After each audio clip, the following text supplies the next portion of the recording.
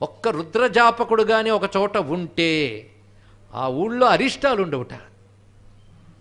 ఎందుకంటే రుద్ర మంత్రమహిమ అలాంటిది. విశ్వం పుష్టం గ్రామే అస్మిన్ అనాతురం అనే రుద్రమంత్రంలో వస్తుంది. నేనున్నటువంటి గ్రామమంతా అంటే మనుషులు నివసించే చోటు, అంతేగాని పల్లెటూరు విలేజ్ అని ట్రాన్స్లేషన్ కాదు. ఇక్కడ అందరూ ఉన్న చోట ఏ స్థావర జంగమాత్మైన జగత్తుందో అది పుష్టిగా ఉండాలి, పీడలు లేకుండా ఉండాలని మంత్రం యొక్క అర్థం అండి. విశ్వం పుష్టం గ్రామే అస్మిన్ గ్రామే విశ్వం అంటే ఈ గ్రామంలో ఉన్న అందరూ, అంతా స్థావర జంగమాత్మైన జగత్తంతా పుష్టం అనాతురం అంటే పుష్టిగా సమృద్ధిగా ఉండాలి, అనాతురం ఏ పీడలు లేకుండా ఉండాలి. చాలదండి అని ఎందులో ఉంది? రుద్రంలో ఉంది.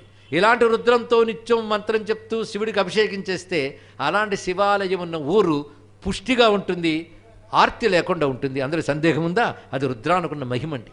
అందుకే రుద్రం మోగితే ఆ చోటు క్షేత్రం అయిపోతుంది. ఆ మంత్రాలకు అంత శక్తి ఉన్నది. అందుకే సంస్కార సహితంగా గురువుల నుంచి అభ్యసించి ఎవడైతే చేస్తున్నాడో, అంతేగాని పుస్తకం దొరుకుతున్న ప్రతివాడు చదవడం కాదు, దానికి సంస్కారములు ఉంటాయి. అలా చేస్తూ ఉంటే చుట్టూ గ్రామాల్లో ఉన్నటువంటి పరిసరాల్లో ఉన్న దుష్టశక్తులు పోతాయి. అంతేకాదు వాడి దుష్టత్వం పోయి అవి తరించిపోతాయట. అందుకే అక్కడ 3 యోజనాల విస్తీర్ణం వరకు ఉన్నటువంటి ప్రాంతంలో భూత పిశాచాదులు కూడా ఆ నాద తరంగాల వల్ల, రుద్ర మంత్రనాద తరంగాల వల్ల వాళ్ళ ప్రేతత్వము భూతత్వము పోయి ఉత్తమ గతులను పొందాయి అని వర్ణిస్తున్నారు. అలాంటి మహాభక్తుడు